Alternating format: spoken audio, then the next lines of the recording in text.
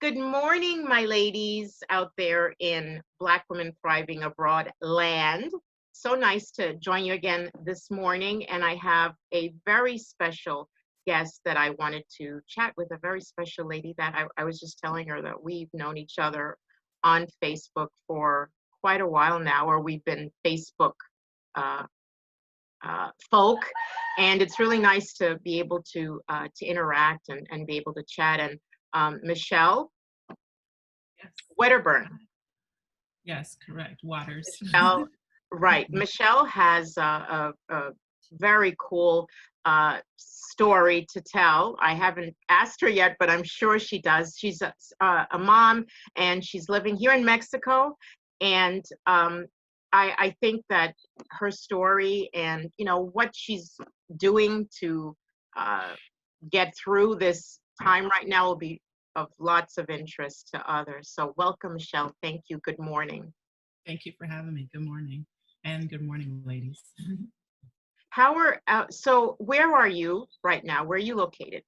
We're located in San Miguel De Allende, which Okay. is pretty much right in the center of Mexico. So we're Mhm. not near any beaches. It's a mountainous town and very well known for a large expat population.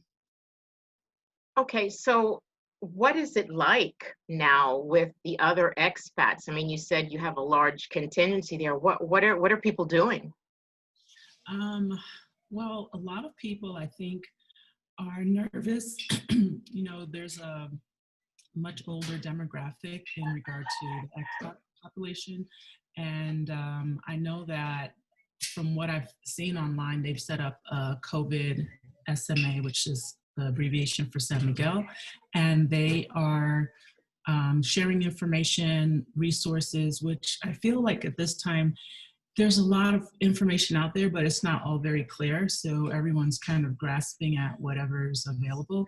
I know a lot of people have left, if they had that option or that choice. So I think that people are taking it pretty serious, and that's a plus because I do think we're a little ahead of maybe some of the other countries that may have gotten taken a little bit by surprise in regard to the seriousness of this particular virus.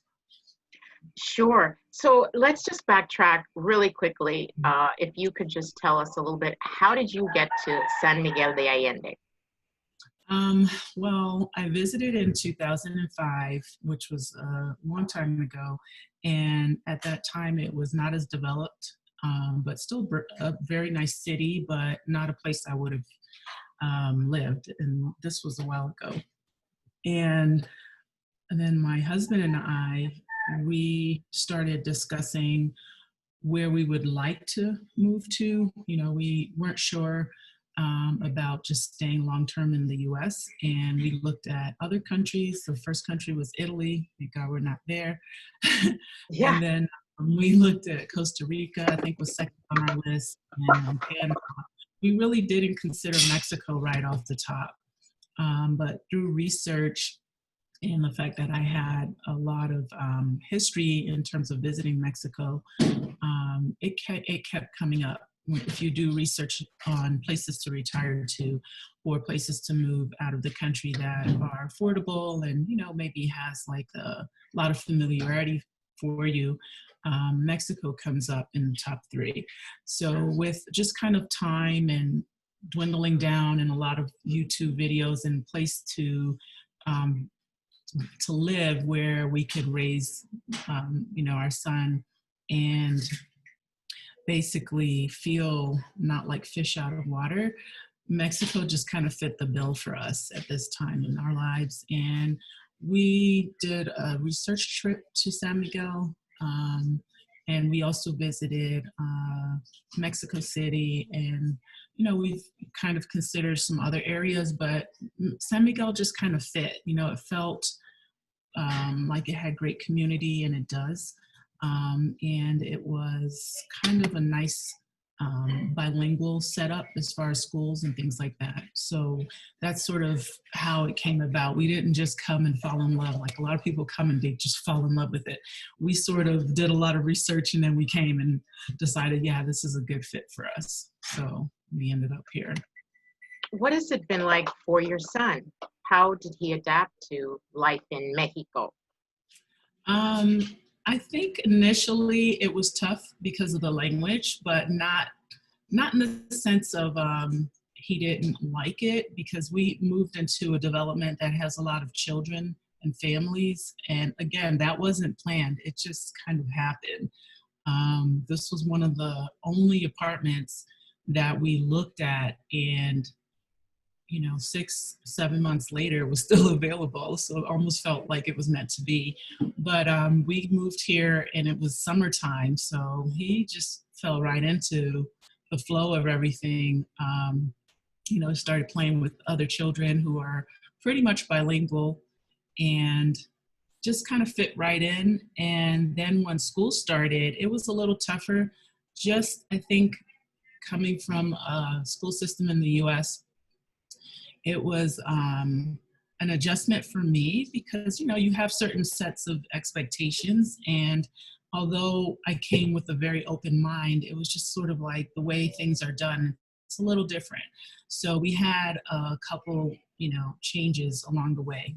We started with one school and it didn't work out. We tried another, it didn't work out. And finally we found one that fit. And he's now going to a Montessori school. And then I got him a Spanish tutor. So it was really that he needed to learn the language.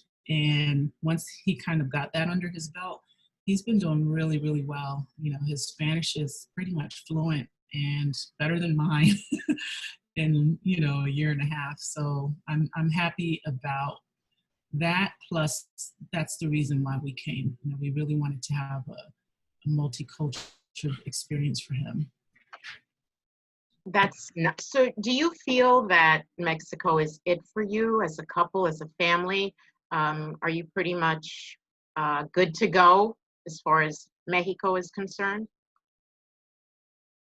I am very happy here. I feel that if I had to think of all the places I've traveled to, it just has a well-rounded amount of pluses, if that makes sense. I feel that we're still not far from the US, which is key. My husband has a lot of family back in Connecticut. My mom lives in Connecticut.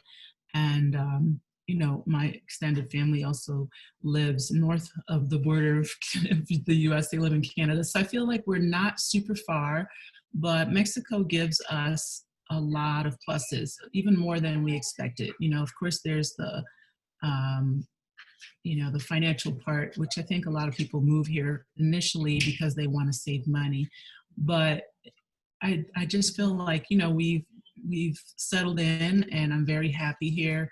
I can't really think of another place at this time that I would want to move to, maybe another part of Mexico at some point. It is a little cold up here in the mountains, coming from Florida. But in general, I do really think that this is going to be our spot for a while, and if we do find another place somewhere in the future, so be it. But in the moment, it feels right. Yeah, that's kind of how I feel about living in Mexico also.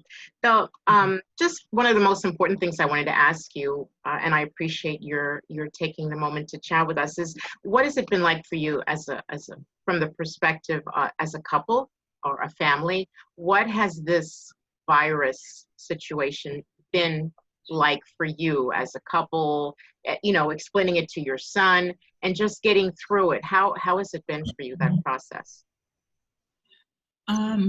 Well, as a family, it's stressful because we have family. My husband's children are living in Connecticut, and he's always been kind of like the provider, caretaker, getting things done. And he recently moved here permanently, and then all of this happened. So, we were doing kind of a commuting thing for a couple years, and now he's here, and it's like suddenly we're all on lockdown and there's a lot of uncertainty. we've tried our best to stay up on information. For example, I was following a lot of news online. There's tons to see and read about on social media. So you really can't not know if you're online. So from that information, then I started to kind of check the US news, CNN and things like that, just to kind of see like, what's the seriousness of this?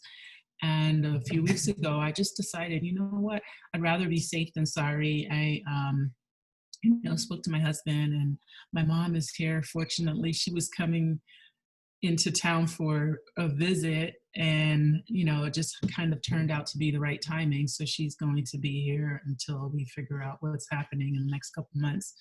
And we basically just prepared ourselves with information, trying not to overload because it can be stressful, and especially if you feel like things are out of your hand. If a family member gets sick, that can be stressful. I have a friend who's kind of going through that at the moment, and her family is in Florida, and we just decided to prepare ourselves by just stocking up on things, and we paid things in advance so we don't have to go out so much. We basically cut off all of the social interaction. I had mom still inviting us to play dates a few weeks ago, and I just said, look, we're not sure what's going to happen here. Let's just kind of pause that for a couple months and let's see what happens. And I spoke to my son's school, the director at the school, over 2 weeks ago. And, she kind of didn't have a lot of direction. She just kind of said, here's what the Secretary of Education is doing and what they were advised to do, which was sanitizing the classroom. That I just thought, like, that's not really, that's not a solution. You can wash your hands all day, but you have a group of kids, you know how that goes. They're all in second grade and just like touching everything. So I asked her, would it be okay to get his homework and have him work from home for now? And they were very flexible. They did not give me a hard time about it. They were okay with that. And 4 days later, they decided to close the schools down. And at the time when I had the conversation with her, she didn't really have a game plan, because I said, hey, if they do shut the schools down, what are you all going to do in regard to, finishing out the school year or just providing academics? And she just kind of said, well, we have to have a meeting about that. So right now it's set up, and I'm happy that I pulled him sooner, and I'm glad that we prepared before the rush. And I feel like we're as ready as we can be. And I talked to my son, who's a little concerned about everything, but I think the hardest part for him is just not being able to play with his friends outside. They're sort of saying hi from the balcony and things like that. But, he understands the seriousness of what's happening around us.